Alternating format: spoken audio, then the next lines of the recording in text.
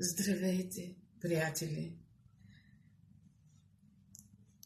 поети и почитатели на поезията.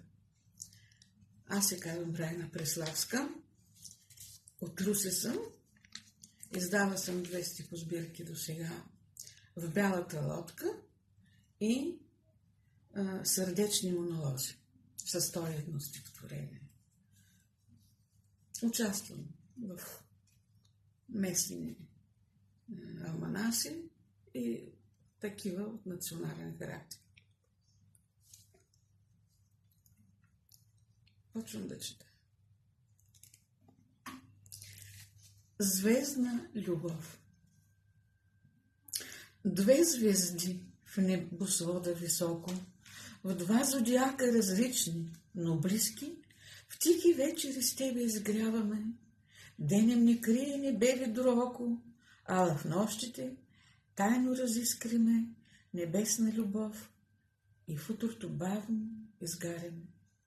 Тихи звезди в небесния шатър, ала имат свой таинствен език.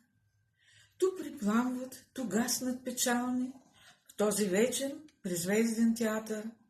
Те се зоват от никой не чути, без вик, отдалече в роли почти театрални. И така, цяла вечност с тебе, нечути, невидими, тайната своя си знаем, как звездното влюбване нас пепели и светът ни люлее земно поднебен. До кога с звезди ще витаем и зодиакът различен ще ни дели?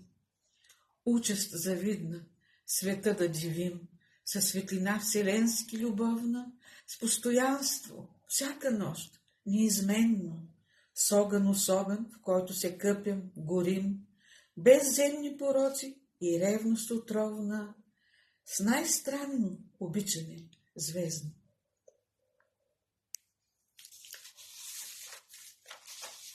Жива Жерава.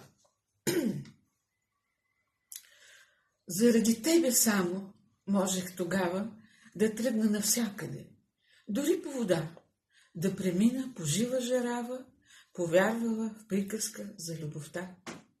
Стрък от роза току-що напъпила, всеки път ми даряваше, помня, и вървяхме на посоки с мисъл безмълвна, силно влюбени с тебе, бездомни. Горски кът или поляна зелена бяха нашия дом под небесен уют. Ти в мене силно влюбено вгледан, фея открила в душата ти любовен приют. Всичко беше възможно в свят невъзможен. 2 птици летяхме, сякаш с криле, но от мене те отне шанс жестоко безбожен. Без тебе съм изгубено в мрака дете.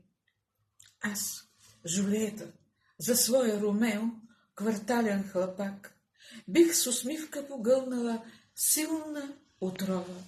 За любов такава бих тръгнала пак, без да мисля, по жива Жерава отново.